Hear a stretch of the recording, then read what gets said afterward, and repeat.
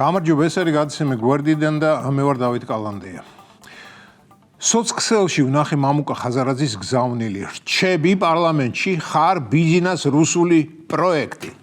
გზავნილი მიზნობრივია და გახარიას მისამართითაა. და გახარია თავის 12 კაციანი მოთვინიერებული ჯგუფით ჯერჯერობით პარლამენტის წევრია.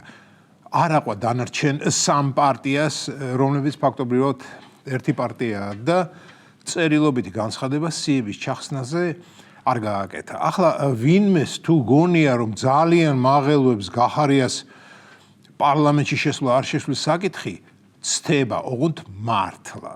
დიახ მეგობრებო, მე მინდა რომ პარლამენტი მრავალპარტიული იყოს, მაგრამ ეს ჯანსაღი მრავალპარტიულობა უნდა იყოს და არა ისტერიკული პერფორმანსები.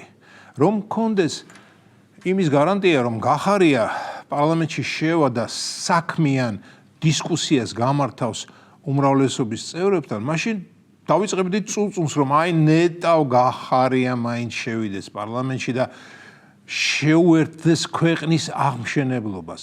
მაგრამ ამის გარანტია არ მაქვს. გახარია თუ შევა პარლამენტში, ის საქმისთვის არ შევა. ის შევა სხვადასხვა წვრილი საშუალო და მსხვილი უსიამოვნებანი რომ მიაყენოს ოცნებას.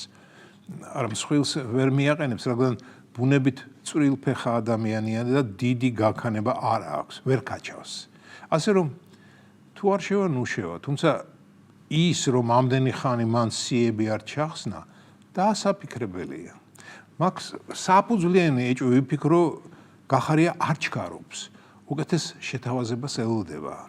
ასეა თუ ისე 12 კაცს, ვინც მის გარშემო ტრიალებს და ვინც დე იურე პარლამენტშია მოხვედრილი, ყავთ ოჯახები, ახლობლები, ბოლოს და ბოლოს საკუთარი თავები და იმ საკუთარ თავს დღეში 3-ჯერ, რიგ შემთხვევაში კი 4-ჯერ უნდა კვება. ასე რომ თუ კი ალტერნატიული შემოსავლის წყაროს ვერ მოძებნიან, შეიძლება არც გავიდნენ პარლამენტიდან.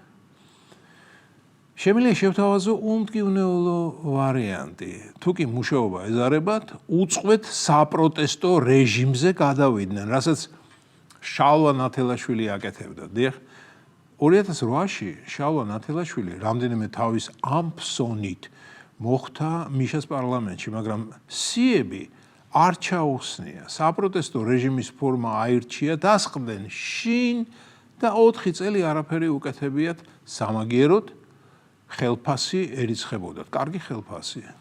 ცალ-თვალით შემახედა ერთი გახარიას გუნდში დებატებს.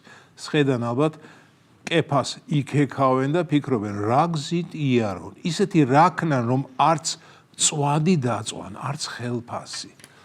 ხაზარაძისთვის იოლია სიების მოხსნა, მას ფული აქვს, ფულის მეტი რა აქვს და აბა გახარია მიკითხოს. გადავხედა მის 12 კაციან სიას, ვინც პარლამენტში უნდა მოხვედრილი იყო და ვერც 1 მილიონერი იქ ვერ ნახე. სამაგიეროდ მათ შორის ზვია ძიძიგური ვიხილე. არც მეგონა რომ ზვია ძიძიგურს ახლა გახარიასთან დაუწყია მოღვაწეობა და საპატიო მეხუთე ნომერიც მიუნიჭებიათ მისთვის. აი გახარიას ძიძიგური რა თუნდო და არ მესმის, მაგრამ ეთყობა ძიძიგურმა ტვინი გამოულაღა.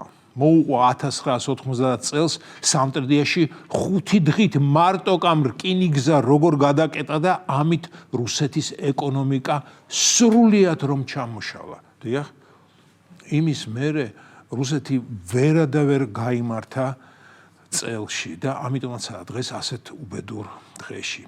მოусმინა გახარიამ, მიხვდა რომ არა ძიძიგური დასაკარგი ადამიანი და აიყვანა თავისთან.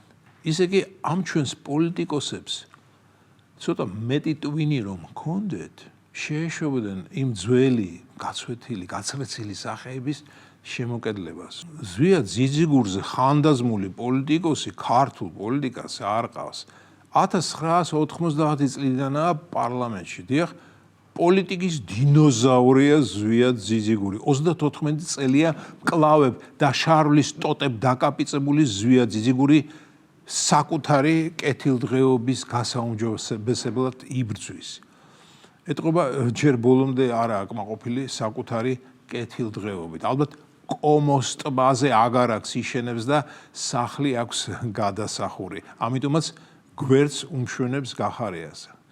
ხოდა დავიჯერო ასე იოლად იტყვის ზიზიგური 11,000-იან ხელფასზე უარს. ასე რომ რატომღაც გონია გახარია შევა პარლამენტში. ანდა სხვა პარტიებმა ისეთი რამ უნდა შესთავაზონ მას და მის ცელქებს, რაზეც ეს უარს ვერ იტყვის.